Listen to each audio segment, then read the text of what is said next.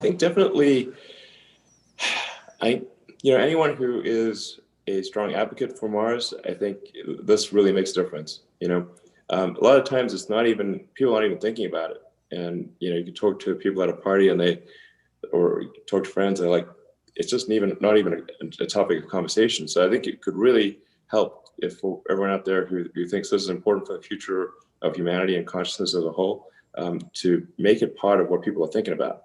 Bring it up at parties and talking to friends and online. It's like, it should be a thing that we do. And I think it's worth, maybe 1% of our resources at least. And that's not going to fundamentally change things, quality of life. If we spend 1% of our resources, much less than healthcare, obviously, maybe probably even less than we spend on cosmetics, frankly, then that would be enough to make life multiplanetary. But we really need to make this a thing people talk about at least 1% of the time, and that would really matter. As we were talking about earlier, we need the will, which is we need a critical mass of people wanting to make it happen, and then we need the way. And SpaceX is going to try hard to provide the way, and then once we show that there's a way, probably there'll be other companies that also try to do it as well. So we need the will and the way. They can provide either. The will is extremely important. It makes a huge difference. Well, I guess the coolest part of Starship development is working with just a great team of engineers, and coming up with interesting solutions.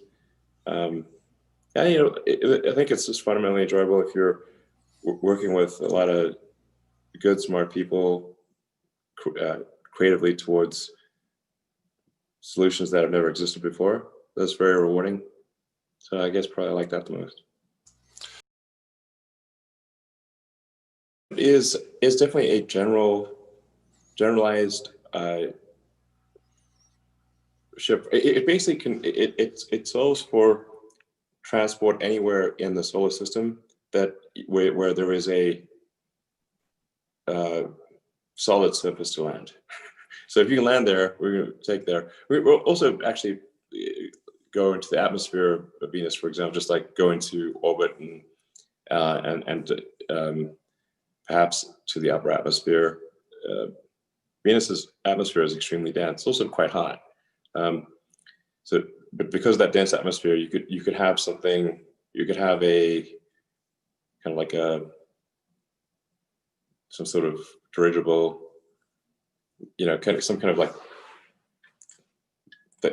things that could float on Venus that could not float on Earth in the atmosphere because of the dense atmosphere. So yeah, you could go to Venus. I mean, it's not a super friendly place.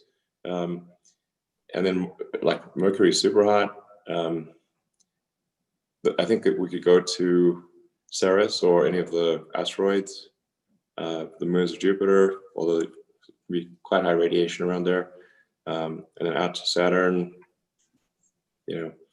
eventually getting out to, the sort of Kuiper belt or cloud and that kind of thing, the outer solar system. So Starship, once you have propellant depots, you can kind of like planet hop or moon hop around the solar system. It's not a vehicle that would enable us to go interstellar, but it's that's a tough one. But we need to make the leap of going to another planet first. Once we are a multi-planet species, we will create a forcing function for the rapid improvement of space flight, and we'll figure out new technologies that will ultimately allow us to go to other star systems.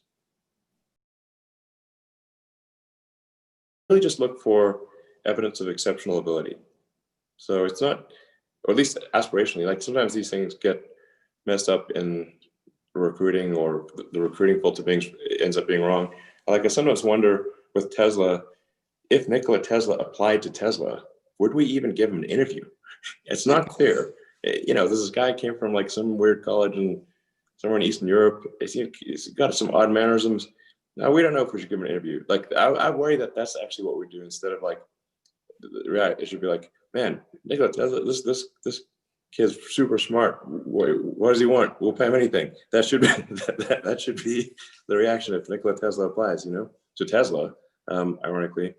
But I can tell you the intent is we're looking for evidence of exceptional ability. And it really doesn't matter if you went to graduate high school or college or anything. We're just looking for evidence of exceptional ability, such that it would be a good predictor for doing exceptional things at SpaceX.